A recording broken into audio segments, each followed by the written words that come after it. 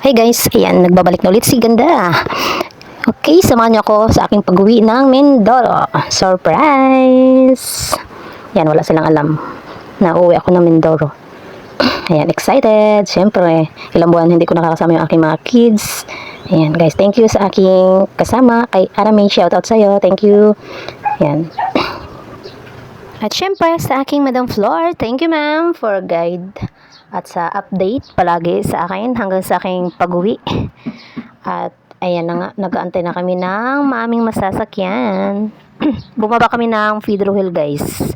So, nag-antay kami ng konti lang at ayan, dumating na ang sasakyan na door to door hanggang sa makauwi ako ng Mindoro.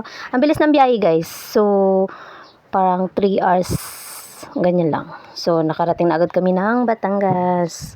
Maaga pa kami nakarating ng Batangas, guys. So, medyo malakas yung alon. So, always pray lang. So, guide ng Lord, protection ng Lord.